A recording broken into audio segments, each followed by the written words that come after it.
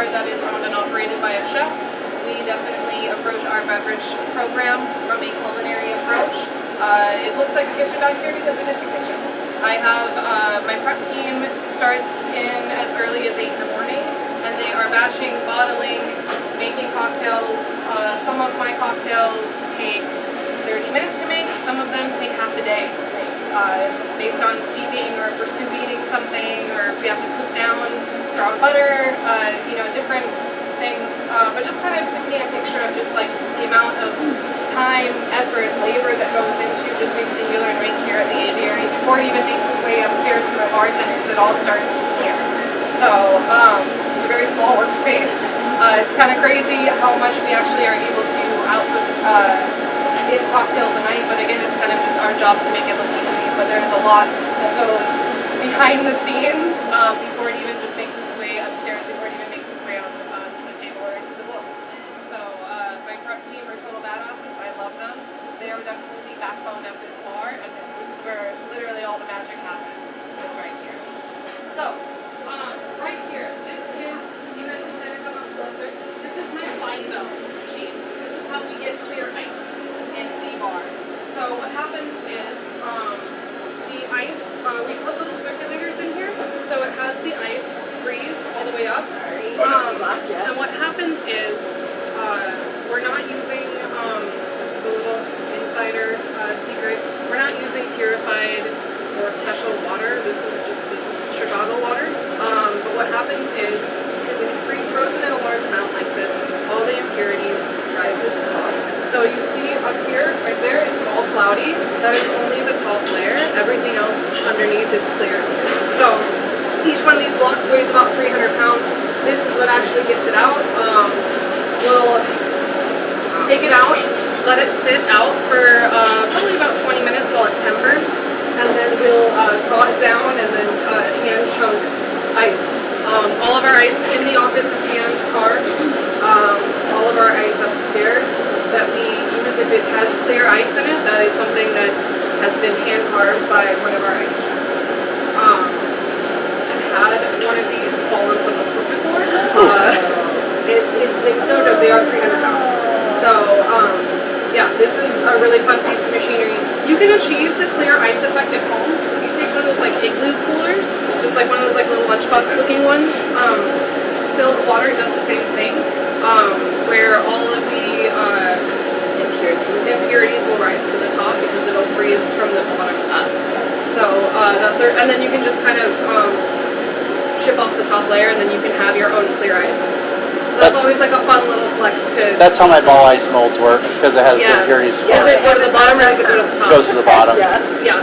So that's always like a fun little flex at home. It's like get clear ice. I'll do it every once in a while if I want to. Everyone makes a comment like, "Whoa, where'd you get your ice?" It's fun. It's just a mold, people. It's just a mold. Cool. We are going this way, guys. And this is where it's going to get a little bit tight.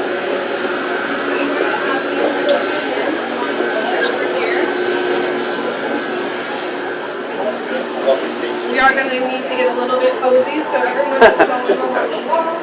Well, one of the more intimate spaces here at the either one tonight. Yeah. Okay, this is the ice room. It's crazy. It's not very big. It's not. We get a lot done here. We'll start you guys off with some flavor notes. Are there any dietary restrictions to raspberry specifically? No. Cool. Great. This first ice is relatively simple, but it's a raspberry liqueur, a little bit of sugar, a little bit of water, and some malic acid to bring out the brightness of the raspberries. Upstairs, this goes in our Zombie Panda, which is like a pisco lychee sour. Yeah, really delicious. Good. Currently, I think we have 15 flavored ices currently on the menu. We're phasing a few out, and we're phasing a few more in. But as you can see, we do like all sorts of little things. This is all that clear ice? Not necessarily. So we do a couple of different things with clear ice. Yeah, they have like the progression. So, I'm sure you guys just saw the flying bell back there, 400-pound block. Every day we break those down into different shapes that we use for different purposes. We have these little spheres that go upstairs for the moment of silence cocktail. It's really spirit forward, so we needed to put it on a piece of ice, and why not make that ice beautiful? In the office, where you guys would just, I'm assuming, we have these cylinders.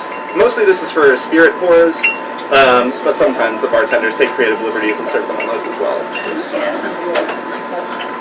So, not only are we essentially like cooking, but we're also a little bit of an exercise. Do you have like champion spear makers or do you have more? I have another flavored ice if you'd like to try.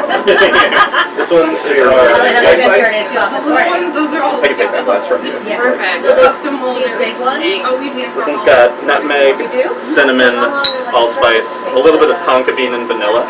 This one's actually paired with bubblegum upstairs. Take that glass from you. I'll come down every once in a while and be like, okay, give me something. Right, the first Oh yeah, the, How long does it take you to make a Tastes like nutmeg. It does kind of. so Definitely. me personally, we actually have molds for these specifically, so it makes it a lot easier. Okay.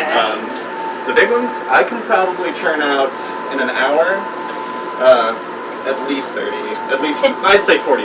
I'm pretty quick, I'd say. I think I'm one of the faster ones though. It takes a little practice. This is good. What is this? This one is our spice ice Very that goes in good. our gum shop fizz. Got nutmeg, cinnamon, allspice, tonka bean. Both the ones you had are alcoholic. We intentionally put alcohol in our ices to make them melt a little faster while they're at the table so that they transform the cocktail. But we do have a couple that we do that are NA for a very specific purpose. We freeze them into a glass using these two immersion circulators here, similar to a sous vide. But we use very high proof alcohol. There's the wasabi one I just had upstairs. Yeah, wonderful. So this one is our Phil Collins, a rose ice frozen into the glass, and then it's How got do you get it strawberry. to go just around the edge? So we place it within a really high proof alcohol in these immersion circulators. They're set to negative 17.5 degrees Celsius, and they'll freeze from the outside in. And so we just know when to stop. Gotcha. And then we just pour out the liquid remains. And then we can put a cocktail in there. It's wonderful. So these immersion circulators, we actually purchase from hospitals. So these are what they use to keep blood cold. Right. So if you're in a hospital, you can make a really good drink.